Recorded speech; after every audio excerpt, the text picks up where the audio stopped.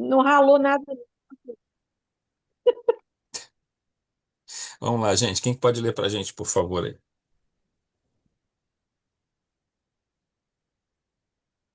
Caridade, meus irmãos, amor José, para com o próximo. Você pode ler, o Inês? eu leio. Caridade, meus irmãos, amor para com o próximo. Muitas vezes, o serviço de alguns dias podem endossar-nos valioso empréstimo de energias e meios para as empresas de recuperação e elevação que nos requisitam o esforço de muitos anos. Oremos, suplicando ao Senhor nos inspire, a fim de que venhamos a escolher decididamente a estrada de purificação em novos e benditos avatares na estância física ou a vereda ascendente para a vida maior. Calou-se o sacerdote em prece muda. Do teto pendiam estrias de saferina luz, com as pétalas minúsculas que se desfaziam ao tocar a cabeça dos presentes ou desapareciam de leve atingindo o chão.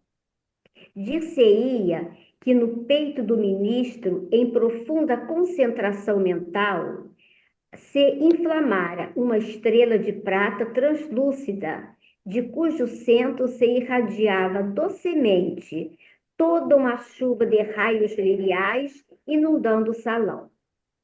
Fantine estava comovido, mas Evelina, qual sucedia a muitos dos companheiros ali congregados, não conseguia jugular o pranto que lhe vinha em onda crescente do coração aos olhos. A senhora Serpa não sabia explicar a razão da emotividade que lhe assaltara os recessos do espírito, extremamente sensibilizada, como se achava, ignorando se devia aquelas lágrimas às inspirações para o céu ou às saudades da terra. Não mais ouviu as derradeiras palavras do ministro ao encerrar o ofício da noite. Sabia apenas que se amparava agora de maneira total no braço do amigo, junto de quem se retirou do recinto, soluçando. Vocês lembram que essa passagem aí, ela ocorre num culto, né, que está sendo feito naquela cidade espiritual. O Fantini leva a Evelina lá e aquele não é um sacerdote, na verdade é um espírito que está ali fazendo uma visão mais ecumênica, mas principalmente respaldada no Evangelho, de modo que alcançasse a todos que estavam ali presentes. Então, isso está tudo dentro do programa de tratamento, né, de cura deles, né, dos dois. E de todos os outros, né, que estavam lá reunidos também. Então, no item 5.1, a gente coloca assim: aquele espírito encerra sua preleção clamando a todos pelo exercício da caridade e do amor ao próximo. Clama também para que todos busquem, através da fé, a orientação para que nossos caminhos sejam abençoados ao realizarmos as necessárias tarefas. Esse trabalho da caridade e do amor ao próximo, o ideal é que sempre a gente. É o ideal, mas não é uma condição, como é que eu posso dizer, é, derradeira, mas é o ideal que você, ao procurar ajudar o próximo, esteja muito bem conectado com o plano espiritual, né? Para que essa tarefa ocorra sob supervisão, inspiração, intuição do plano mais alto. Esses mecanismos, eu estava agora até um pouquinho antes dessa reunião, eu estava lendo um livro ali da Joana, dessa coleção que foi lançada, né? Mais um livro. E ela falava dessa questão da complexidade da psique humana e o quanto é difícil esse tratamento, né? o quanto ele é complexo e o quanto nós não temos, às vezes, como saber como nos guiar diante de determinados problemas do próximo que nos procura. Nós simplesmente, às vezes, não sabemos, né? Nós só temos diretrizes gerais que nos foram dadas pela doutrina espírita, diretrizes gerais do Evangelho, né? Obviamente, quanto mais a gente se aprofunda nesses estudos, mais a gente também cria uma facilidade de conexão e de orientação do plano mais alto. Por outro lado, não só a ajuda, mas o ato de ouvir, ajuda no sentido de falar, de orientar, de dar um conselho, baseado nessas intuições e baseado no conhecimento espiritual que recebemos. Através das leituras, através das palestras que ouvimos, dos estudos que fazemos, tudo isso vai nos preparando. Tudo isso devagarzinho vai estabelecendo pequenos avanços, né, que vamos fazendo, e aí nós começamos a poder ajudar com um pouquinho mais de qualificação, fazer um auxílio mais qualificado àquelas pessoas que estão numa situação, naquele momento, pior do que a gente, numa situação mais vulnerável, numa situação mais frágil do que nós. Só que acontece que nós também, se não tivermos essa fé e essa conexão com o plano espiritual, nós temos as nossas próprias fraquezas, né? As nossas próprias falhas e complexidades da nossa psique que podemos acabar absorvendo energias digamos assim, influências espirituais indevidas, né? Tudo isso está dentro do pacote, gente. Quando a gente encarna, nós nos comprometemos a certas tarefas e nada nos foi ocultado nesse sentido. Mas não resta dúvida que o trabalho de auxílio ao próximo, seja ele da forma como for, seja na cesta básica, seja no passe, seja no auxílio fraterno, né? Ouvindo, conversando, seja visitando a pessoa no seu leito de morte, morte do corpo físico, né? Seja qual for a tarefa, a gente sempre tem que estar sob inspiração e proteção espiritual. E isso exige de nós uma vigilância redobrada, que é difícil a gente manter. A gente sabe disso, é muito difícil no dia a dia nosso. A gente acaba se distraindo com muitas coisas, mas isso faz parte da tarefa. É claro que ele está colocando isso aqui para o Fantini e para a Evelina, mas é óbvio que eles vão começar as suas tarefas também de auxílio, porque é o próprio tratamento deles. Auxiliar ao próximo é um tratamento para nós também. Vai começar devagarzinho, né? Só que à medida que a gente adentra, nós que estamos quase todos aqui nessa reunião, ligados a uma casa espírita ou a outras casas espíritas, nós vamos nos defrontar com situações desse tipo, com dificuldades do outro que está vindo pedir ajuda, ou dificuldades dos espíritos que o acompanham, ou dificuldades de espíritos que não querem que o trabalho cresça e se desenvolva. Porque toda tarefa do bem, ela encontrará no mundo de provas, expiações e transição planetária, ela encontrará resistência. Isso é inevitável. Por isso, esse irmão que está fazendo essa preleção, ele coloca tão forte essa questão. Ajudar o próximo, mas também mantendo essa fé muito robusta, né? Para que a gente tenha essa proteção e caminhe com segurança dentro desse processo. 5.2. Lembremos que toda cura é uma autocura. Ajudar ao próximo, se preocupar e orientar aqueles que se encontram temporariamente desajustados, em sofrimento, é uma tarefa que traz a felicidade por si mesma, pois nos coloca em sintonia com o Pai e em ressonância com as leis divinas, que já trazemos dentro de nós. Quer dizer, na verdade, as leis divinas estão em torno de nós, estão dentro de nós. Ou seja, como Jesus coloca lá em Lucas, né? O reino de Deus está dentro de nós, está em torno de nós.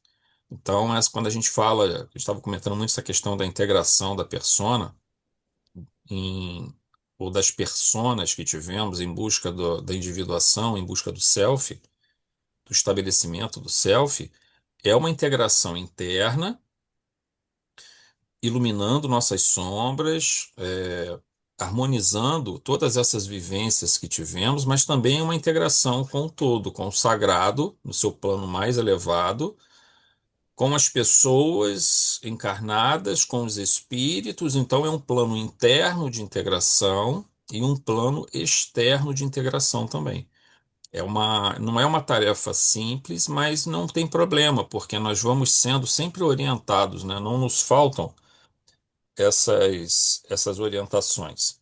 E a gente conclui, então, o 5.2 da seguinte forma: nossa procura de cura ou transcendência passa pelo ato do amor ao próximo, que é o grande processo transformador que nos aproxima da transcendência. Por quê? Porque quando a gente está ajudando ao próximo, aí tem várias formas de desenvolver essa questão, mas uma delas muito importante é a diminuição do egoísmo. É o ponto mais claro para a gente. Kardec colocava que os dois, e o Espírito de Verdade também, né? Que os dois pontos mais assim, os dois grandes inimigos, vamos assim dizer, da evolução espiritual é exatamente o orgulho e o egoísmo. Nós já trazemos esse orgulho, o egoísmo é natural do nosso processo evolutivo, mas eles precisam ir sendo aos poucos vencidos. Ora, quando eu saio de dentro de mim mesmo, de somente das minhas preocupações, dos meus apegos, das minhas realizações ou do meu núcleo familiar imediato e começo a ter preocupações com outras pessoas, eu naturalmente vou diluir aquilo que é a minha dor. Por que que eu vou diluir aquilo que é a minha dor? Porque eu começo agora não só a pensar nos meus próprios problemas, mas eu agora também me preocupo com as outras pessoas. Isso daria a impressão de que nós aumentaríamos a nossa carga de dificuldades. Não, não aumentamos a nossa carga de dificuldades. Nós diluímos ela. Porque o grande problema que existe é quando nós nos voltamos para o nosso próprio problema e o potencializamos, e aí ele vira um monstro. Ele vira algo incontrolável. Quando eu me volto para os meus problemas e o realimento, e o realimento, e o realimento sem parar. Quando eu me volto para outras pessoas, para os problemas de outras pessoas, o único cuidado que nós temos que ter, apenas um cuidado, ao fazer isso, estarmos conectados espiritualmente aos nossos mentores, fazermos as nossas orações, estarmos com nossa conexão espiritual muito boa e muito cuidado no processo de empatia. Por quê? Esse é o cuidado que a gente pede a todo mecanismo de auxílio ao próximo. Porque o mecanismo de empatia, ele pressupõe que você está tentando entender. É claro que a gente nunca vai conseguir se colocar no lugar do outro, mas a gente vai conseguir tentar entender aquele problema dentro do possível para que a gente possa tentar ajudar e compreender esse processo. E nisso é que está acontecendo a diluição da nossa própria dor, porque nós estamos nos voltando para outro. Só que eu não posso trazer para mim a dor do outro. Esse é o cuidado que a gente tem que ter.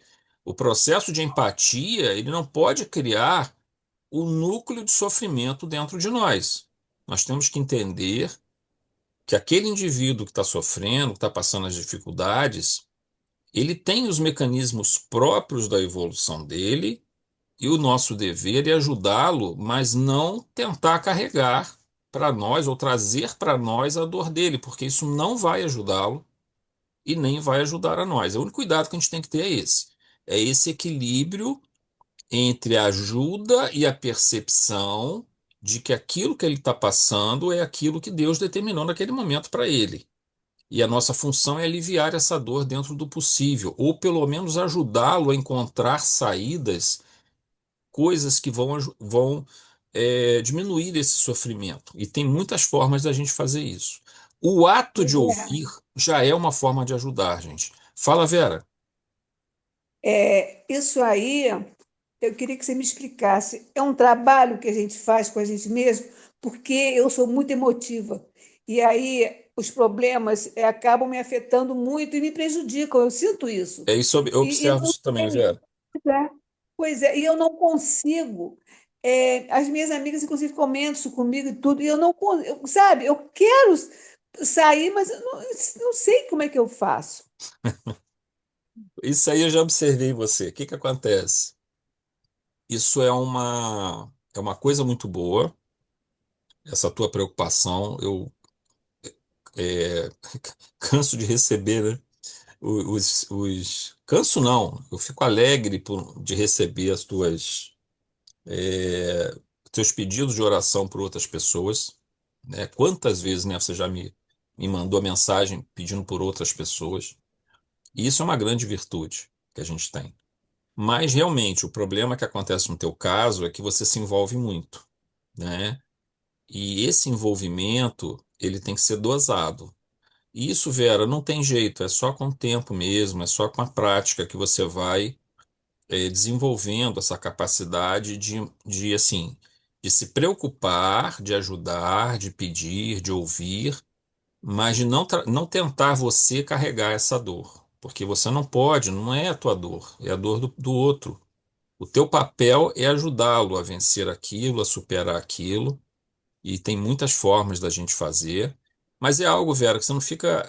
Agora, assim, se você tivesse que escolher entre fazer o que você está fazendo agora e sofrer um pouco as consequências, entre aspas, dessa ligação, dessa conexão que você estabelece, e a outra opção, ah, não, eu não vou me preocupar mais com os outros, só vou me preocupar comigo mesmo, então é melhor que você continue fazendo o que você está fazendo, entendeu? Mas assim, o caminho do meio é o ideal. É aquele em que você vai estar ajudando o próximo,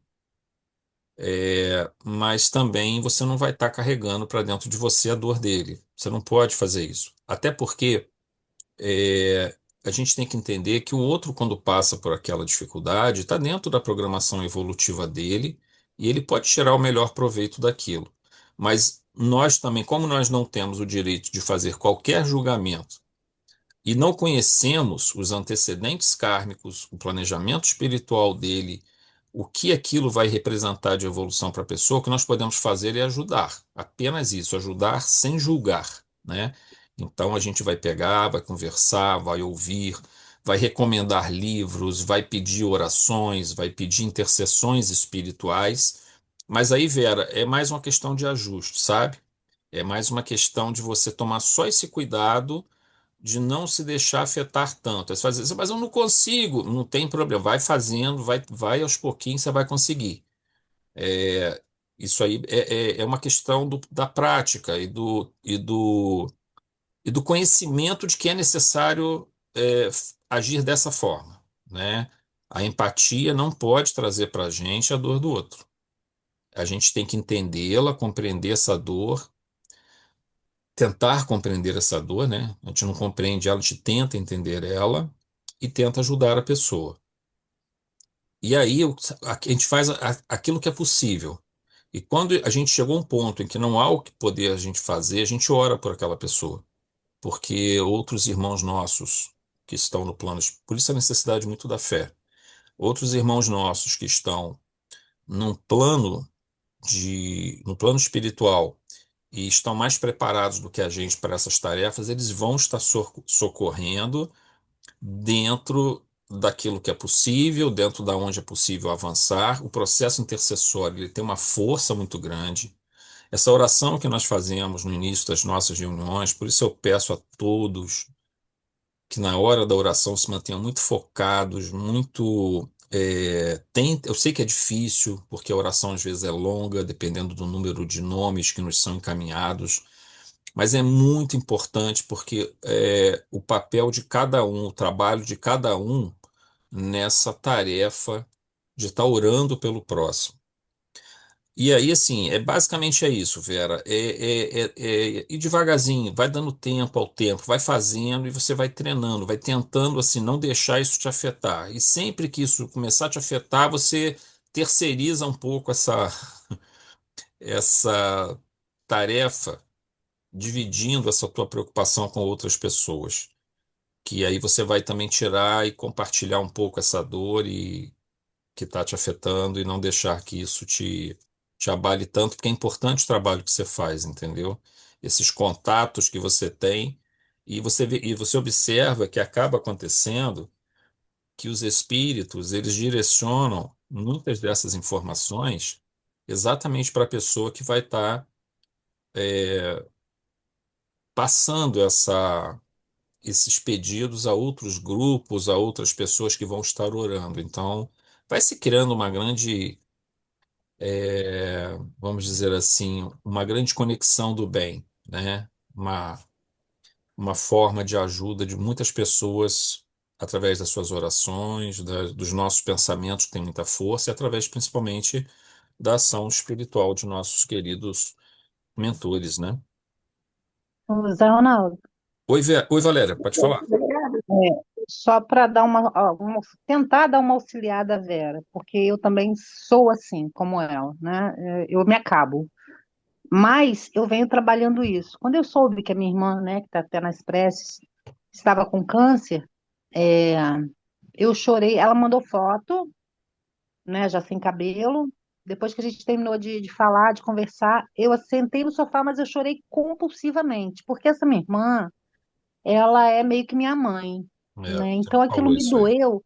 Só que ao mesmo tempo que aquilo me doeu, eu parei, olhei para mim e falei: para, você não vai ajudar a sua irmã com suas lágrimas, né? A gente vai puxar a razão. O que que eu comecei a fazer?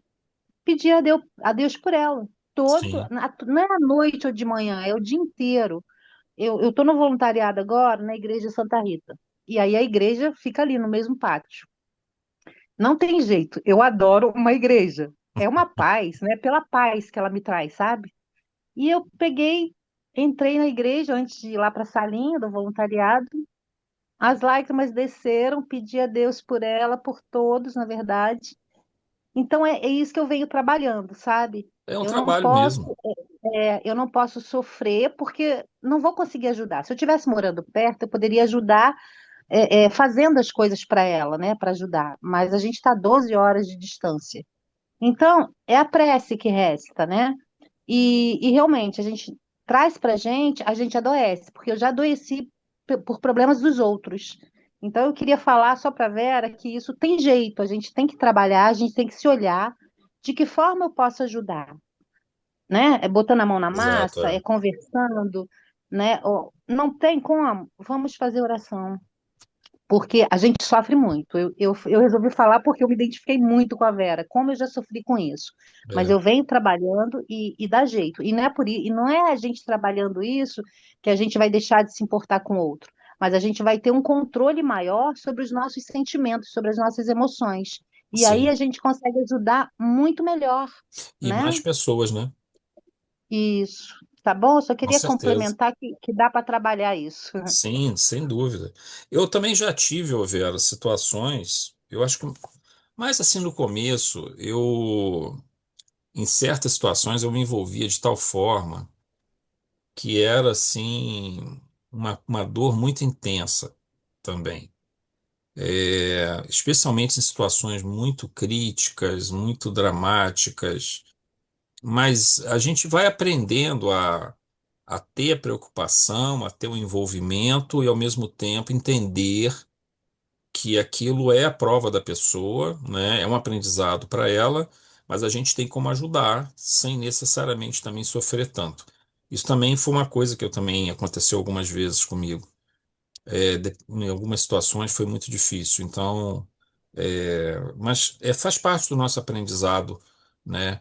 O que a gente não pode é deixar de ajudar porque eu não consigo porque eu vou sofrer muito, então eu vou me isolar. Não, aí não, porque aí a gente deixa de praticar também a nossa própria autocura, porque sempre que a gente está fazendo esse trabalho, a gente também está se melhorando, se curando, curando nossas próprias feridas. Gente, vamos agora para o capítulo 13. Quem pode fazer a leitura, por favor, é, inicial aqui do capítulo 13?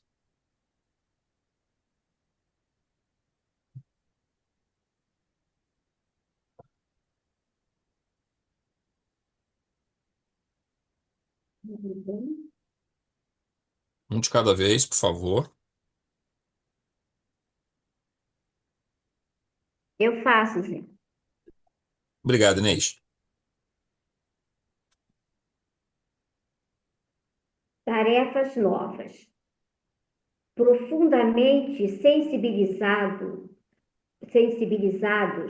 com as apreciações ouvidas no templo, Evelina e Ernesto solicitaram admissão à caravana socorrista que o irmão Cláudio presidia em visita semanal à região dos companheiros perturbados e sofredores.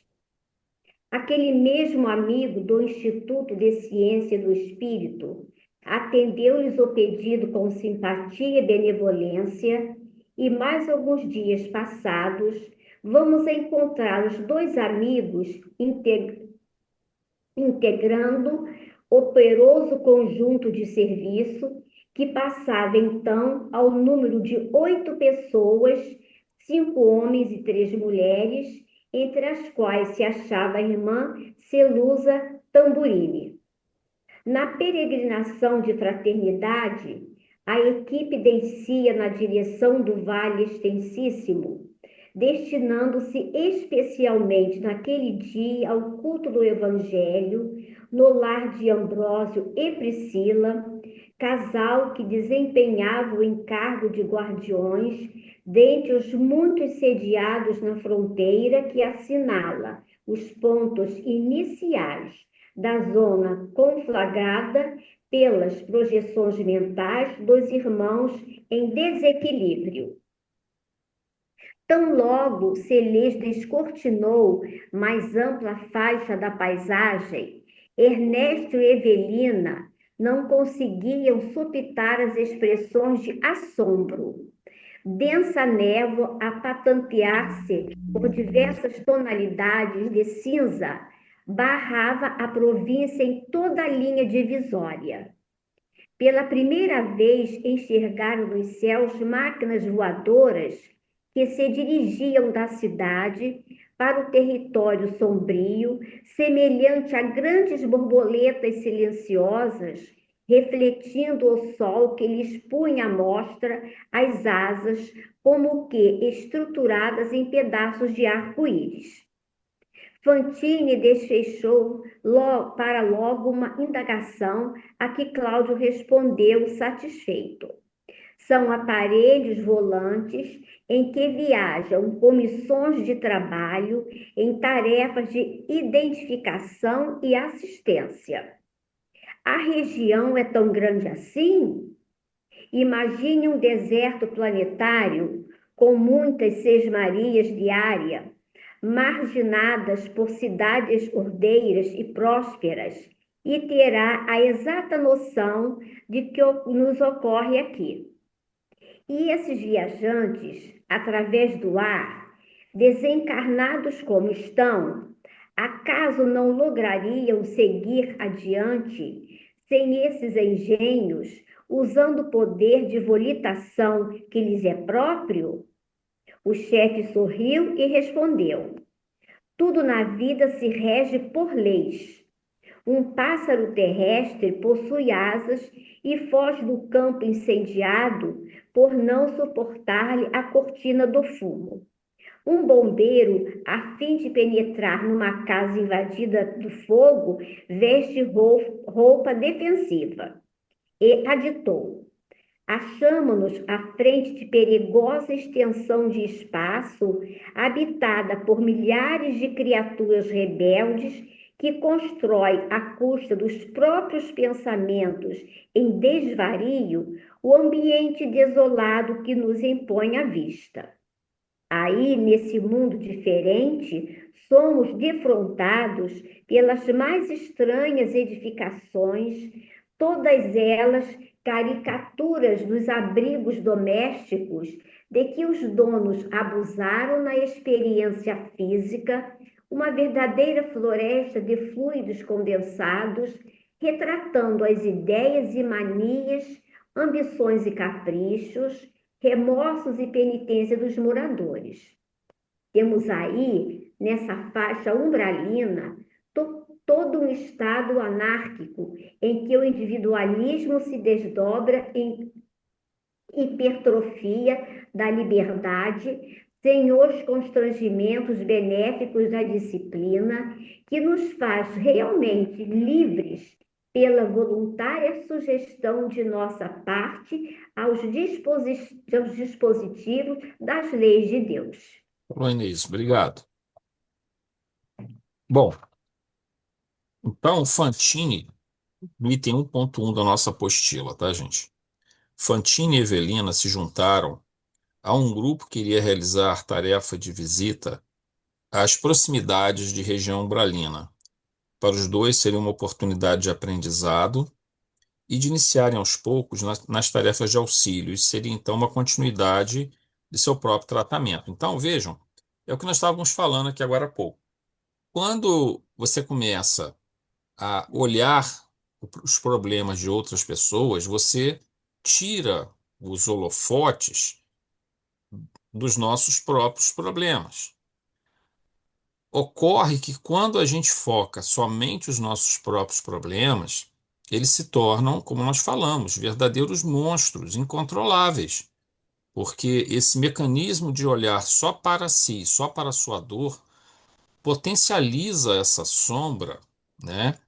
Não só a sombra, mas os mecanismos de visão incorreta das aflições que podem levar o indivíduo ao desespero completo, inclusive ao suicídio em casos extremos. É aquele indivíduo que entrou num looping de uma ideia recorrente no qual ele não consegue sair. Ao contrário dessa situação, que quando você coloca a sua visão junto a outros irmãos de jornada que estão em situação difícil, alguma ajuda que a gente possa prestar, seja ela material, seja ela psíquica, seja ela espiritual, ela tira de dentro de nós esse excesso do ego, do egocentrismo, do egóico, né? E isso por si só já é um tratamento, já é um mecanismo de. A gente fala assim, cura e autocura, porque assim, eu estou, entre aspas, ajudando a curar uma outra pessoa. Quando eu falo entre aspas, porque na verdade, quando a gente fala curando uma outra pessoa, é participando de um processo maior, no qual nós somos ali um tijolinho nessa construção, e que está propiciando algum nível de ajuda. Há muitos outros indivíduos envolvidos, espíritos ou outros encarnados, mas a gente está entrando com a nossa parcela de contribuição. Mas quando a gente faz isso, nós estamos produzindo uma autocura. Nós estamos curando as nossas próprias feridas de nossa alma.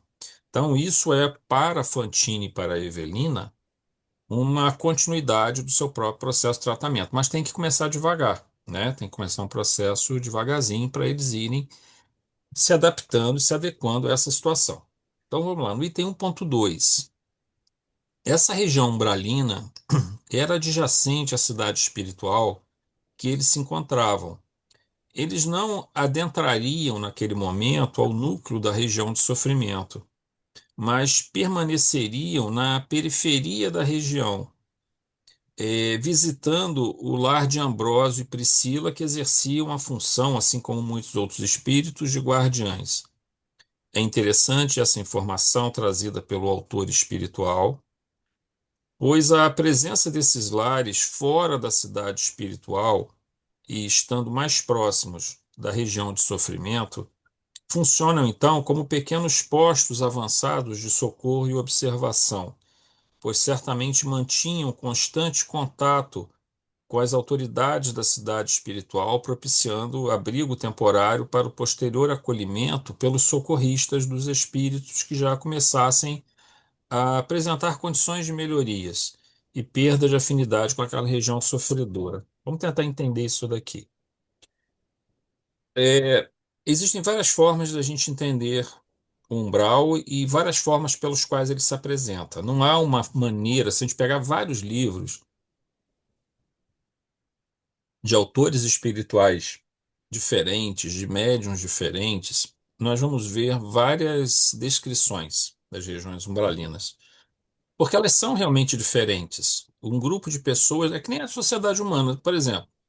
Se você olhar aqui a Terra, a forma como nós edificamos cidades, aqui no Brasil, por exemplo, Rio de Janeiro, né? Aí você vai lá no sul, dá um exemplo. Quando eu visitava lá, minha irmã mora agora, está morando em Toledo, lá no Paraná, e morou também em Cascavel quando a minha mãe ficou doente e fez o tratamento lá na época, antes dela desencarnar. Você vai lá em Toledo, você vai em Cascavel, parece que você está em outro país.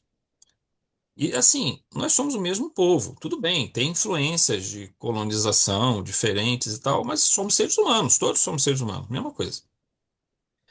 Mas a gente não vê um mato no meio na calçada. Você não vê uma calçada que nem aqui em Vassouras, por exemplo, né? Você anda na calçada, parece quase que uma trilha de off-road, né? Que você está fazendo ali, porque é buraco para tudo que é lado, o cimento, o concreto subindo, pedra. Não tem isso. Não tem muro pichado, não tem. Você vai na periferia da cidade, não tem. Todas as casinhas lá, mesmo as mais simples, humildes, tem o seu murinho, tem a sua fachadazinha feita de plantas e tal, né? Pintadinhas, nada no tijolo. Então, é assim, aí se você vai para um outro país, também você vai ter países numa situação catastrófica, você tem países numa situação que são verdadeiros paraísos, né? Em termos de arquitetura, em termos de organização social. Ou seja, a mesma coisa acontece aqui na Terra.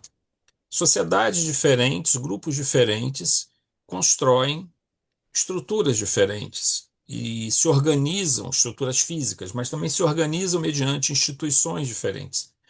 Olha, quando você vai para o umbral, quando você vai para o plano espiritual, você vai atraído por áreas de influência e afinidade. Então, quando você gravita para uma região umbralina, né, aqueles grupos ali irão formar as estruturas de acordo com sua forma de pensamento. Grupos diferentes vão formar estruturas um pouco diferentes, mas quase que sempre as regiões umbralinas são regiões com construções fluídicas. Tudo é feito através da ação do pensamento diretamente sobre o fluido universal, moldando, né, criando os mecanismos ideoplásticos. E essas construções são construções todas tortas, todas bastante assustadoras, a própria paisagem, a ambiência desoladora, porque é o reflexo do que está no coração daquelas pessoas e no pensamento delas, daqueles desencarnados. Então, por isso há tanta uma situação de tristeza, de sofrimento, não só nos indivíduos, mas refletido na paisagem fluídica onde eles estão inseridos. Acontece que quando você tem o núcleo dessa região, ele é sempre mais, a região do núcleo é sempre mais densa e é onde está mais agravado o processo. Quanto mais você se afasta desse núcleo, menos denso vai ficando essa atmosfera psíquica e as próprias formações fluídicas. Então, pelo que deu para entender aqui, na região fronteiriça dessa região umbralina, você tem uma cidade espiritual, que é a cidade onde eles estão. Isso lembra também aquela situação de Nosso Lar que nós vimos já no primeiro livro, né? Em que a gente tem no nosso lar as câmaras de retificação, que dentro do nosso lar já são regiões para receber espíritos ainda numa condição de grande desequilíbrio, né? E que muito próximo de nosso lar, nós já temos ali a região umbralina margeando o nosso lar. Só que essa região umbralina que está ali margeando não é o núcleo do umbral, ela é a periferia do umbral. Então, ou seja, ela é já uma região menos densa, menos povoada, né? E, em geral, apesar de a gente ter uma experiência que dos espíritos que se aproximam da câmara de retificação, aquela vampira, né?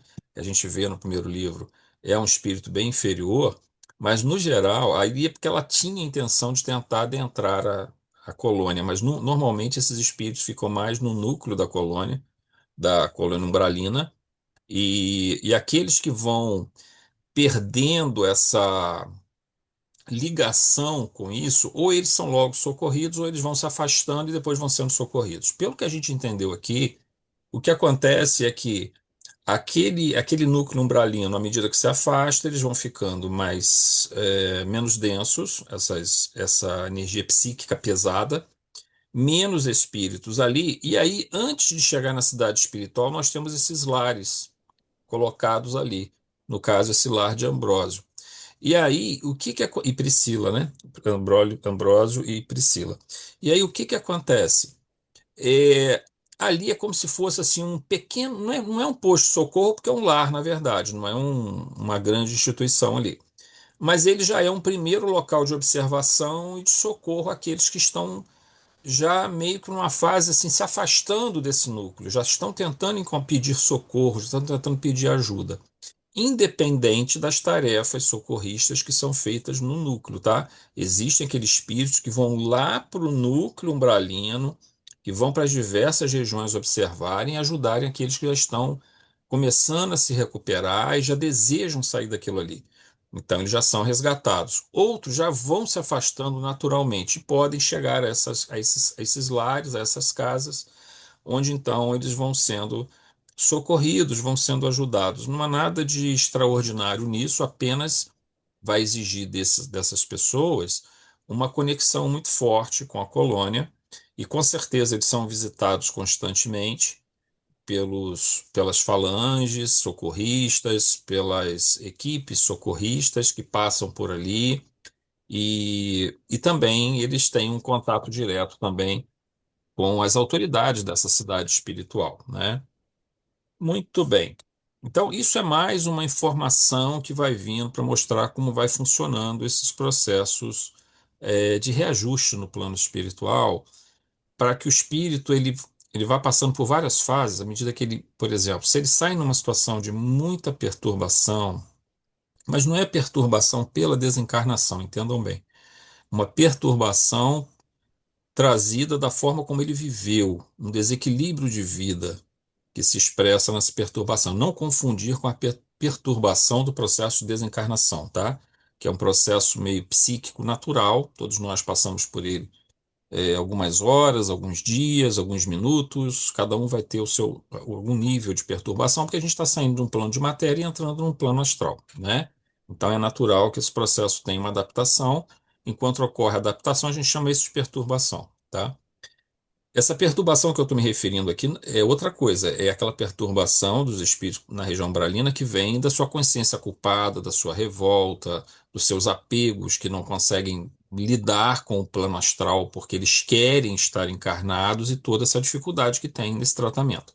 Então, por isso, eles precisam estar ali. Então, o processo todo ele vai sendo feito passo a passo através desses mecanismos.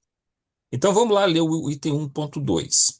Essa região umbralina era adjacente à cidade espiritual em que eles se encontravam. Estava muito próximo ali.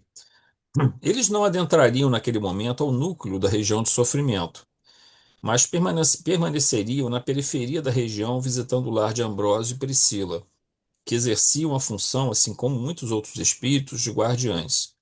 É interessante essa informação trazida pelo autor espiritual, pois a presença desses lares fora da cidade espiritual e estando mais próximo da região de sofrimento, eles funcionam então como esses pequenos postos de socorro.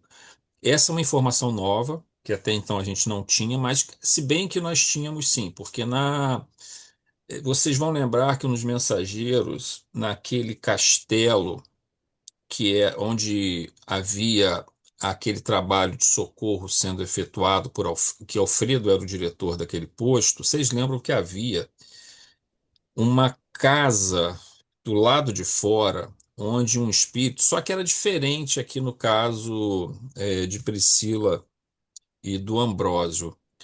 Vocês lembram que havia ali um espírito que morava ali, era ligado à colônia, e ali ficavam como se fossem assim, celas dentro da casa dele, onde os espíritos que estavam nessa fase de adaptação ali ficavam colocados, aguardando chegar o momento de serem transferidos para dentro do posto de socorro.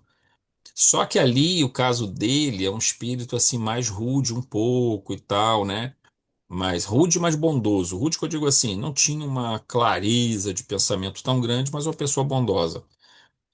Parece ser diferente do caso de Ambrósio e Priscila, tá?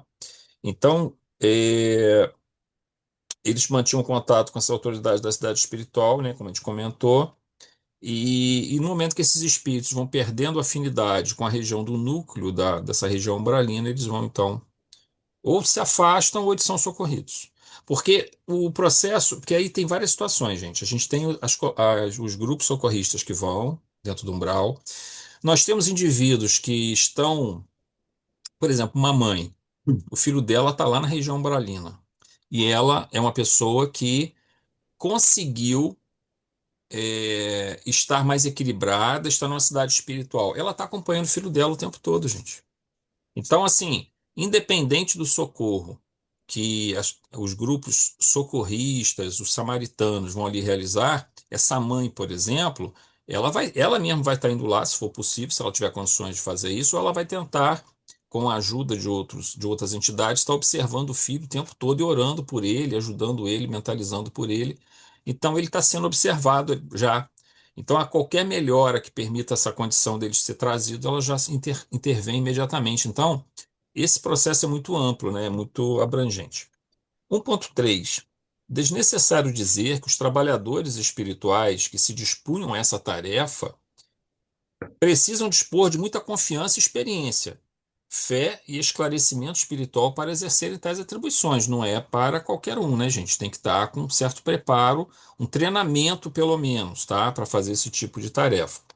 O local, conforme narrado por André Luiz, apresentava as características já conhecidas das regiões umbralinas: denso nevoeiro, ambiência de tristeza e certa desolação que seria percebida na medida que adentrasse o núcleo da região. Quanto mais vai adentrando para o núcleo, pior vai ficando a condição das construções fluídicas. O instrutor Cláudio explicou que milhares e milhares de espíritos se encontravam ali, desorientados, alguns revoltados, outros se sentindo culpados, mas de uma forma geral, todos trazendo a mente marcada pelo desequilíbrio de quem não soube viver a experiência reencarnatória. Então, esse é o grande problema que acomete a praticamente todos que estão na região umbralina, ou a grande maioria. O não saber viver a experiência reencarnatória, mas é o não saber viver pelo apego excessivo à matéria, por prejudicar as outras pessoas, por ser extremamente egoísta, né? Por ter semeado ódio, ter semeado discórdia, por ter falhado miseravelmente no processo da família, da constituição da família, em tudo. Tudo que promove o não saber viver, né, aqui na Terra, porque a gente não está aqui na Terra para satisfazer só as necessidades do corpo e do nosso ego, que são importantes também. Essa satisfação do corpo, a satisfação do ego. Ah, eu tenho uma profissão que eu quero seguir. Ah, eu quero ser um engenheiro, por exemplo. E eu quero ter vários projetos. Eu quero fazer meu doutorado, meu pós-doutorado. Eu quero fazer um projeto, sei lá, na área de inteligência artificial, na área de qualquer nível de tecnologia. Maravilha, não há nada errado com isso. Mas isso não é um projeto do espírito, do ponto de vista evolutivo. Quer dizer, ele é também, mas é secundário, ele não é principal. Porque esse projeto ele é coadjuvante, porque ele envolve disciplina, envolve desenvolvimento da inteligência, envolve a capacidade de se relacionar com as pessoas, envolve força de vontade para você conseguir fazer aquilo, você não pode desistir diante do primeiro obstáculo. Então, tudo isso é evolução, tudo isso está produzindo evolução. Então, esses fatores secundários que nós buscamos aqui na Terra eles estão produzindo evolução, beleza, mas existe um elemento primário e fundamental que é o saber viver, saber se relacionar com as pessoas, saber cultivar bons pensamentos, saber entrar em contato com seus guias espirituais, com o sagrado, ver a manifestação divina na Terra através do sagrado. O sagrado está na pedra, o sagrado está no ar, o sagrado está no pássaro, né? Às vezes eu jogo a canjiquinha ali de Macedo, fubá granulado ali de Macedo para os passarinhos, enche de canarinho e rolinha. Aquilo é Deus, gente, ali, é a projeção da mente divina naquelas pequenas criaturas, né? Então a gente tem que aprender a ver essa manifestação do divino no nosso cotidiano. E aí nós vamos desenvolvendo, obviamente, muitas virtudes, o amor ao próximo, o conhecimento, tudo isso vai agregando, agregando, agregando. Então, assim, a gente está. Oi, Valéria, pode Zé, falar.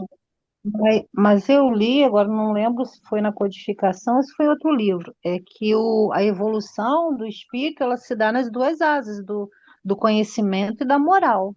Sim, As sim, duas têm que, né? com certeza. Essas duas partes têm que ser desenvolvidas, né? Não há como a gente fazer, porque assim, é porque a gente fala do conhecimento, porque a gente precisa do conhecimento mínimo. Até para fazer o bem, a gente precisa desse mínimo conhecimento, senão a gente vai acabar até prejudicando se a gente não tiver um certo conhecimento. E até porque sem o conhecimento a gente não consegue fazer as escolhas do livre-arbítrio, né? E a moral é aquele elemento fundamental que vai nos conduzindo, seria, como a Valéria falou, essa segunda asa do anjo. Só que o que acontece é o seguinte: o conhecimento aqui na Terra, eu sou meio suspeito para falar disso, porque eu adoro conhecimento, eu adoro estudar, mas eu entendo que por mais que eu estude, por mais que eu tente, o que eu vou aprender aqui na Terra não é 1 milésimo de % do que eu vou aprender ao longo da minha trajetória fora da Terra. Então, por mais que eu estude aqui, por mais que eu tente compreender, é, a nossa parte de amor ao próximo e o nosso desenvolvimento de espiritualidade, ele tem um peso muito grande aqui na Terra, porque a oportunidade de uma reencarnação, digamos 70, 80 anos, digamos que eu me coloque, e eu me coloco até nesse mesmo sentido. Eu gosto muito de estudar e gosto muito de aprender, mas eu sei que isso não é assim o tão essencial para mim, porque é importante, eu preciso disso. Eu vou além disso porque eu sou meio viciado nesse negócio de estudar, de ler, de estar fazendo isso, mas eu tenho que voltar mais essa área da moral, especialmente manifesta no amor ao próximo. E na fé, que eu considero para mim um ponto fundamental da conexão com esse sagrado, com esse divino manifesto, que a gente vê ou não vê. A gente pode andar cego pela vida sem ter visto nunca a obra do divino, quando nós mesmos somos a obra do divino, somos a obra manifesta do sagrado, né? E todos aqueles que compartilham esse planeta conosco, e todos os planetas e todos os mundos manifestos.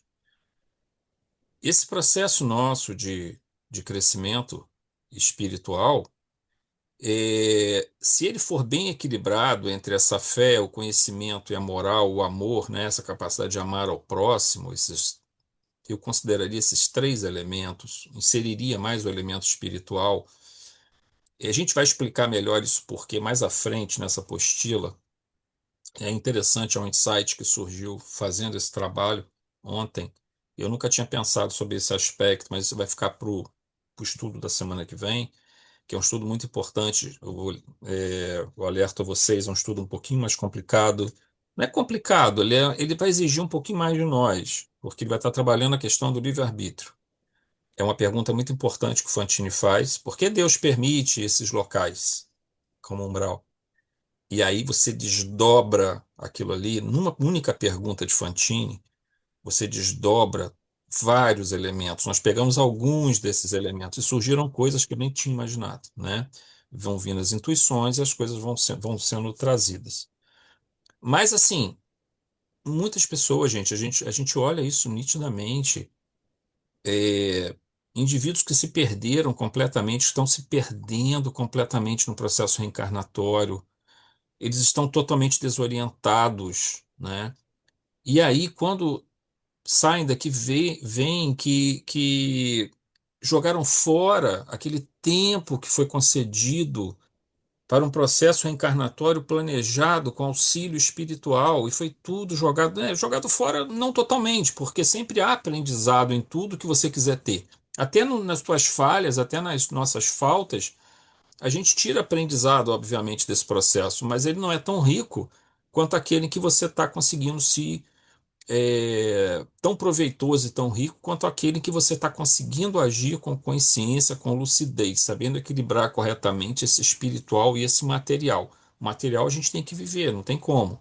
Nós temos que trabalhar, nós temos que satisfazer nossas necessidades, mas ter os nossos amigos, nossas famílias, nossos hobbies, não há nada errado nisso, mas tem que ter um espaço para essa visão do nosso papel aqui na Terra. E essa incapacidade de ter essa visão para o nosso papel aqui na Terra faz com que a gente não saiba viver. E essa incapacidade de saber viver, em geral, é o que leva um monte de espíritos, são os habitantes, a maior parte dos habitantes dessas regiões umbralinas. A ação mental, continuando aqui então, a ação mental do pensamento perturbado sobre o fluido universal em derredor produzia estranhas edificações e desoladoras formações da paisagem. Prevalecia indisciplina e anarquia, que se caracterizava pelo fato de que esses espíritos se agrupavam por afinidade e rejeitavam, durante um certo tempo, os necessários reajustes. Aqui eu só chamo a atenção para uma coisa: quando se fala assim, que prevalecia em disciplina e hierarquia, a gente poderia dizer assim, mas por que que Deus não intervém para colocar ordem nesse lugar e ajudar esses espíritos? A gente vai explicar isso melhor no estudo da semana que vem, porque vai cair na pergunta, exatamente na pergunta do Fantini. Por que Deus permite esses locais, essas aglomerações? A gente vai tentar responder essa pergunta porque ela exige um desdobramento mais cuidadoso, né? Então a gente não vai adentrar esse ponto aqui, mas é óbvio que para nós espíritas, a gente já tem estudado isso várias vezes. Nós possuímos períodos, tempos de uma certa liberdade relativa até para fazer o mal, até para prejudicar a outro e prejudicar nós mesmos, mas isso não dura por muito tempo. Os mecanismos da lei divina possuem mecanismos de autorreajuste que nós mesmos realizamos. São ajustes internos ou ajustes externos. E eles acabam por conduzir o espírito novamente à jornada, ao caminho correto. É isso que nós vamos tratar na semana que vem, tá? Então não se preocupem muito com essa passagem que se fala da anarquia naquele local, porque é assim mesmo, não tem jeito. Você tem espíritos ali revoltados, espíritos apegados, espíritos que ignoraram a sua natureza, a sua filiação divina, né? Ignoraram completamente isso. Então, eles se juntam e promovem um mecanismo de autopunição e de punição ao outro. Mas essa punição deve ser vista como um mecanismo de despertar, né? Tira da zona de conforto, traz o sofrimento como um mecanismo pedagógico. Infelizmente, não era o ideal, mas é o mecanismo que sobra para aquele que vem, digamos assim, sendo rebelde em relação aos inúmeros chamamentos que teve no plano espiritual e no plano encarnado, né? Vindo de encarnados e desencarnados, porque os auxílios chegam de todas as formas, né? Então, é necessários reajustes como resultado do próprio livre-arbítrio, mas, como sabemos, sempre um processo transitório e nunca sem a presença de espíritos protetores, socorristas e toda uma gama de benefícios para que a autocura, ou pelo menos a mínima renovação no campo das ideias e das emoções, propiciasse as condições de socorro espiritual. Então, mesmo naquele ambiente, digamos, de anarquia, de desequilíbrio, a presença de Deus está ali, manifesta não só na capacidade de influenciar o pensamento de cada um daqueles que estão ali, se eles quiserem se modificar, como aconteceu com André Luiz, mas precisou um tempo para que ele produzisse essa mudança nele. Mas todo aquele envolvimento daqueles espíritos que vão as equipes socorristas, vão os familiares retirarem aqueles espíritos de lá, tudo isso é a lei divina restabelecendo o equilíbrio necessário para que aquela ambiência não promova a piora daqueles espíritos, mas, na verdade, essa desordem que ali acontece acaba trazendo dor a esses espíritos, acaba trazendo sofrimento e, portanto, tira eles da zona de conforto. Essa zona de conforto deve ser entendida como um estado em que eu me refugio porque eu não quero enfrentar as consequências dos meus atos. Eu não quero sair da onde eu estou, mesmo que eu esteja sofrendo, para ter que lidar novamente com as consequências dos meus próprios atos, ou mudar as ideias que estão entranhadas dentro de mim. Por isso, o orgulho é algo tão perigoso. Porque quando eu não me disponho à mudança, à transformação, quando o meu orgulho não deixa que eu entenda a verdade que espíritos superiores estão tentando passar, eu, obviamente, aumento esse nível de problemas que são causados. Então, ali há, de fato, um mecanismo de dor, que é um dos mecanismos importantes para a transformação, mas não é só a dor. Há também a misericórdia atuando ali, através, como a gente sempre fala, né? A justiça sempre caminha junto com a misericórdia, com a compaixão. Então, sempre há essa ação dos espíritos superiores, de trabalhadores espirituais, muitos espíritos humildes, gente, que vão ali para ajudar nas tarefas socorristas, outros mais experientes, dependendo do local, outros espíritos de grande condição evolutiva para poder lançar luz, e todos vão ser ajudados no seu devido tempo, né? Porque é um processo meio que equilibrado, né? É uma ajuda externa, mas tem que partir algum tipo de mecanismo de interno de tentativa de melhorar. Por mais difícil que seja, o espírito está lutando contra ele mesmo, contra o seu passado, contra as suas dificuldades, contra a sua culpa, a sua revolta, a sua vergonha. É difícil, mas se ele está tentando, já facilita o mecanismo de ajuda que está vindo do plano espiritual, que é o tempo todo. O tempo todo eles estão ali ajudando, tá bom? Bom, meus queridos e queridas, nós finalizamos então o nosso estudo hoje, tá? E na semana que vem a gente começa a partir do item 2. E nós vamos estar, se Deus quiser, preparando a apostila de quinta-feira e o restante dessa apostila eu vou pedir o Godoy para entregar em papel, tá, gente? Para quem quiser, já vai entregar para quem a gente está acostumado. Se mais alguém quiser, que não está acostumado a receber em papel, é só me falar que o Godoy faz a entrega também. Vamos ver se a gente entrega na quinta-feira, tá bom? Então nós vamos. Vou parar aqui